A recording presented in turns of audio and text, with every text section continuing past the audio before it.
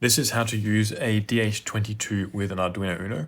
It also works for an Arduino Mega. So I have two here. I have one plugged in already. The DHT22, the power is this pin here. The ground is on the other side.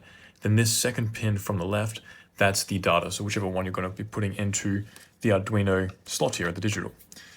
Now there are two ways of doing this. One way, which is the correct way, and everyone says you should be doing it. I have it connected into the breadboard.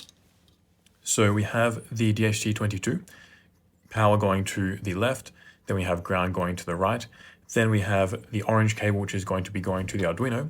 That's going to the second pin from the left. Now, you should be connecting power from the first pin to the second pin, but with a 10k ohm resistor between the two. So if you can see in this situation, I have the power going between the two cables and the sensor running between those, the resistor, sorry. Now you can actually take this out and it won't make a difference, it'll still run perfectly fine. I'm going to keep that in right now.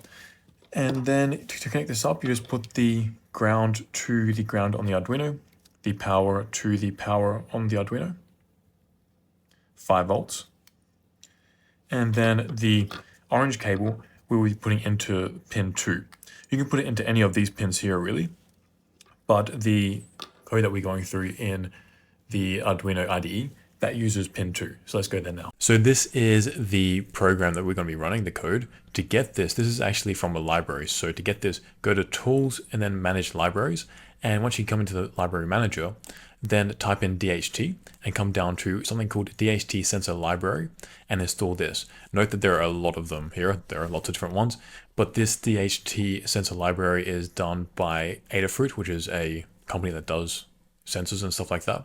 So it's a very good one. So once you've installed that, you can then go to File, then Examples, because there'll be some examples here with DHT Sensor Library. And you can click either DHT Unified Sensor or DHT Tester. I have DHT Tester here, which is opened up.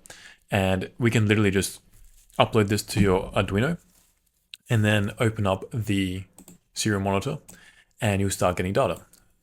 So that's the first one, and then we get the humidity, temperature, etc. and every second.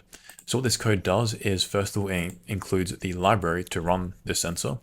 Then you have DHT pin 2. That's telling the Arduino which pin the data pin is going to, this digital pin. Remember how he said it was pin 2? But you could take 3, 4, 5, whatever you like. Just 2 is standard. And 0 and 1 are not usually selected because that's for other data transmission. So 2 is the first one up.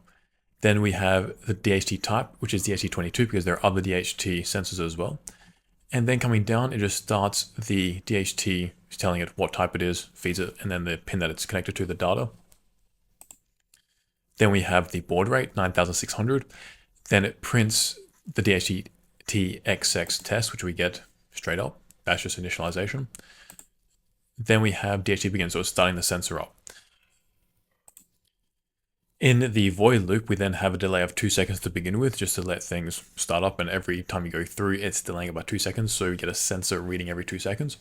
Then we are setting a value for H, this is the humidity, and we read it from the sensor by declaring DHT.read humidity, then float T DHT dot read temperature, this is in Celsius. Then if you want to get in Fahrenheit, the same thing, but you put true in these brackets. Then this section here, this is just saying if you can't read the sensor for whatever reason, throw an error. Then we have the heat indexes computed here, if you're interested in that. And then it prints all the various numbers every 2 seconds, as we have here. So that is how to use the DHT22.